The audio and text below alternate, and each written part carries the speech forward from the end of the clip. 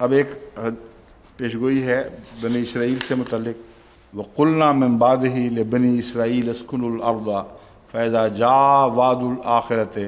جِئْنَا بِكُمْ لَفِيفًا، کہ جب آخرت کا وعدہ آئے گا اس وقت ہم تمہیں ساری دنیا سے سمیٹ کر اکٹھا کر دیں گے۔ اب یہ جو دور ہے یہ آخرین کا دور، اور قرآن کریم کی صورت جو آخرین کی ہے وہ اس دور کی طرف اشارہ کرتی ہے، مگر آخرہ لفظ جو ہے اس کا مطلب آخر نہیں ہے، بلکہ ایک فرق ہے، اس کو پیش نظر رکھنا چاہیے۔ دور آخرین سے مراد ہے وہ دوسرا دور، اور آخرت کہتے ہیں بعد میں آنے والا۔ تو بعد کے آنے والے زمانے میں جو عجیب باتیں رونما ہونے والی ہیں ان کی پیشگوئیاں کچھ سائنسی ہیں، کچھ مذہبی نوعیت کی ہیں، کچھ سیاسی نوعیت کی ہیں، سب قرآن کریم میں موجود ہیں۔ یہ جو پیشگوئی ہے یہ مذہبی نوعیت کی ایک پیشگوئی ہے، جس میں یہود کے متعلق فرمایا گیا کہ ہم تمہیں تمام دنیا سے اکٹھا کر کے ارض مقدس میں لے آئیں گے۔ اب یہ جو واقعہ ہوا ہے اس میں لوگ کہتے ہیں یہود کی چلاکی، ان کی سازشیں وہ ذریعہ بنے ہیں، جیسا سائنسدان ذریعہ بنتے ہیں، مگر یہ مقدر تھا، قرآن بتا رہا ہے،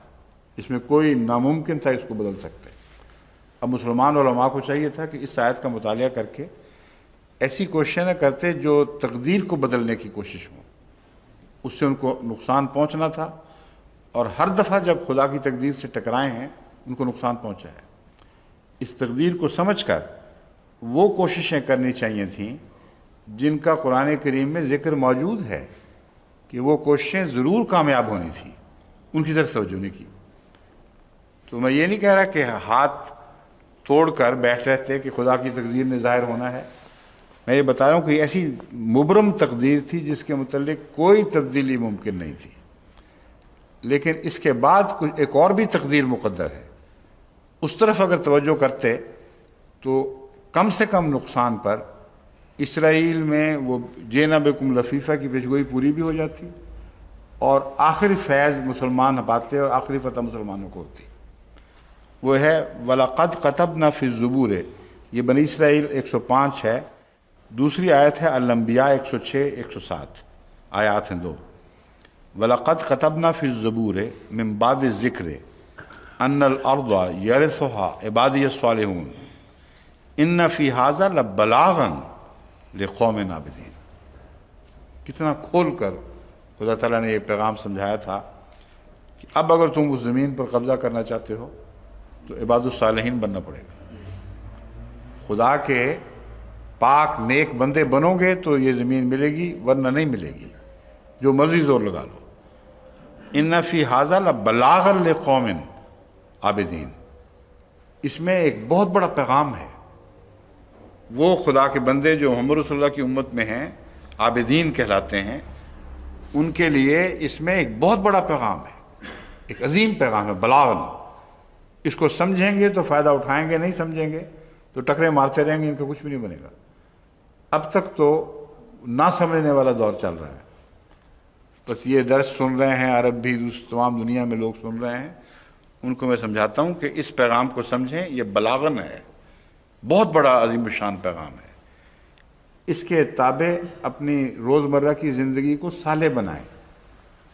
اور یہ صالح بنانے کا جو مضمون ہے اس کا حکومت کے تختے الٹنے سے کوئی تعلق نہیں ہے۔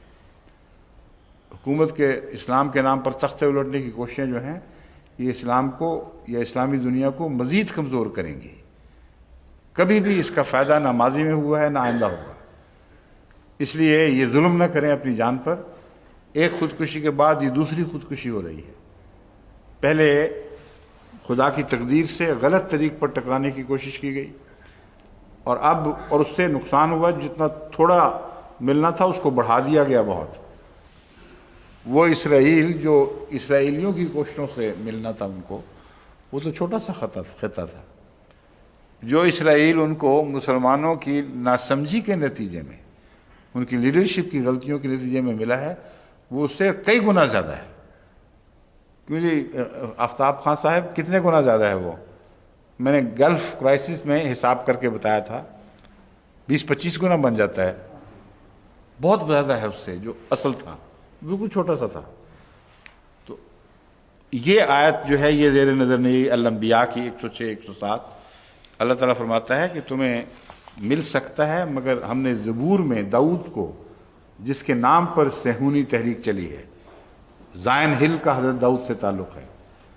تو زائنسٹ موومنٹ نے جو اسرائیل لین لیا تھا، اگر تم چاہتے ہو کہ اسے حاصل کرو تو زبور پڑھ کے دیکھ لو، وہاں ہم نے یہ کہا تھا کہ بالآخر یہ زمین میرے عبادت گزار نیک بندوں کو ملے گی، عبادی الصالحون، اور اس پیغام کو بھول گئے، حالانکہ تنبیہ بھی تھی ان فی ھذا لبلاغا لقوم عابدین۔ قرآن کریم ہر موضوع پر پیشگوئیاں ایسی باتیں فرماتا ہے جو کھیل تماشے نہیں ہیں، جادوگری سے کوئی تعلق نہیں رکھتی، لیکن ایسا جادو ہے جیسا دنیا میں کبھی پورے افق کو گھیر لیتا ہے۔ اس طرح قرآن کریم کی پیشگوئیاں جب سچی نکلتی ہیں، ثابت ہوتی ہیں، تو سورج کی طرح چل جاتی ہیں۔